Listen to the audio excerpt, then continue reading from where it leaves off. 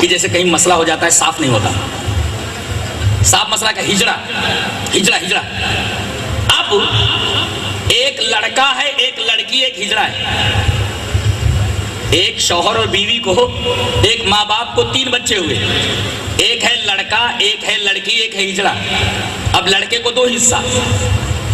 اب بھائی لڑکے کو 2 حصہ، لڑکی کا 1 حصہ، ہجڑے کو کہیں نہیں. ہجڑا مر جائے تو نماز جنازہ واضح نہیں ہے. برابر اب استشہاد کرنا پڑے گا. میں پہلے حدیث پڑھتا ہوں. حدیث پڑھ دوں ہجڑے والی. حدیث اس طرح آپ نے نہیں سنا ہوگا، وہ حدیث سنا ہوگا.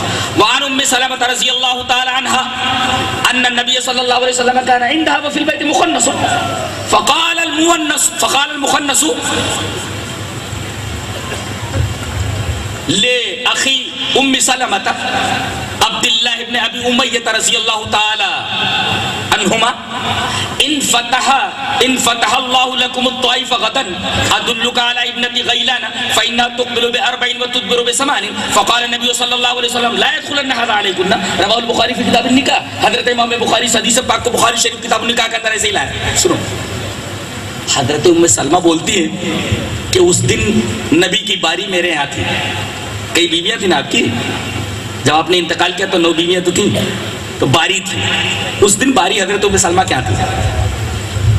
جب آپ گئے تو دیکھا ایک ہجڑا آپ کے گھر میں بیٹھا اور حضرت ام سلمہ کے بھائی عبداللہ ابن ابو امیہ سے بات کہہ رہا تھا.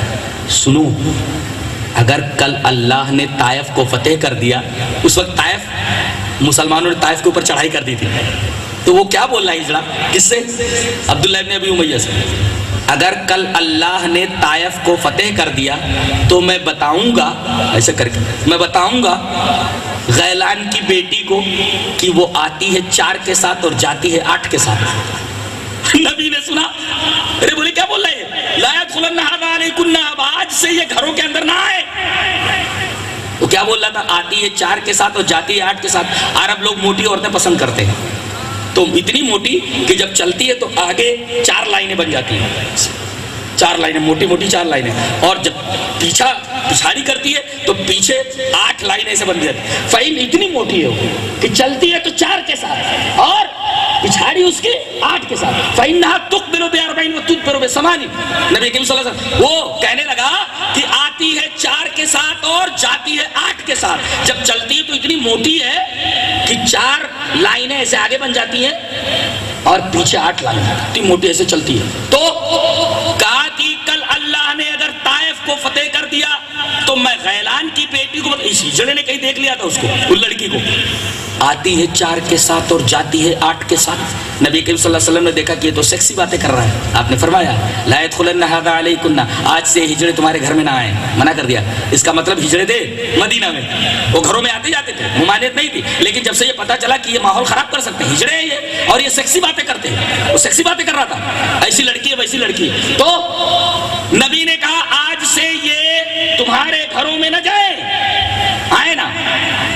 اب ایک لڑکا، ایک لڑکی اور ایک مخنث، وراثت کی تقسیم کیسے ہوگی؟ 2 حصہ لڑکے کا، 1 حصہ لڑکی کا. مسئلہ صاف نہیں ہے قرآن حدیث میں. شیخ عثیمین نے فرمایا، اب اس میں دیکھیے حضرت امام ابو حنیفہ رحمۃ اللہ نے فرمایا، اور اسی طریقے سے کہا وعلیہ عامۃ الصحابہ، عام صحابہ کرام کا مسلک یہ ہے کہ یہ دیکھا جائے کہ اگر لڑکی کے انداز، لڑکی کی ادائیں زیادہ ہیں یا لڑکے کے ادائیں زیادہ ہیں، تو اگر لڑکا زیادہ دکھے تو اسے 2 حصے دیے جائیں اور لڑکی زیادہ دکھے تو اسے لڑکی فرض کر کے 1 حصہ دیا جائے. دیکھیے یعنی چال ڈھال اگر لڑکوں جیسے ہیں تو اسے لڑکا مانا جائے 2 حصہ دیا جائے، اور اگر لڑکی کی چال ڈھال ہے تو اسے لڑکی فرض کیا جائے. یہ کس نے کہا؟ حضرت امام ابو حنیفہ رحمۃ اللہ علیہ نے. اور کہا کہ اس پر عام صحابہ ہے، لے لیجئے امام صاحب کی بات مان لیجئے، اس لیے کہ انہوں نے کہا کہ مسئلہ صاف نہیں ہے اور عام صحابہ اسی کے اوپر ہے، لہذا صحابہ کرام کی بات مان لی گئی. اور حضرت امام ابو حنیفہ رحمۃ اللہ علیہ کا مسئلہ کے بارے میں بالکل واضح ہے اور ہم لے رہے ہیں اسے. اور شیخ عثیمین نے کیا فرمایا؟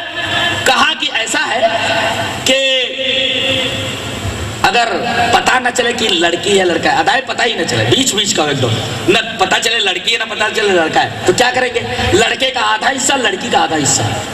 مثلا 2 لاکھ لڑکے کو مل گیا، اس کا آدھا 1 لاکھ، لڑکی کو 1 لاکھ ملا تو اس کا آدھا 50,000، 1.5 لاکھ اس کو مل جائے، 2 لاکھ لڑکے کو 1 لاکھ لڑکی کو، دیٹ از فنشڈ، خلاص یہ مسئلہ ہے۔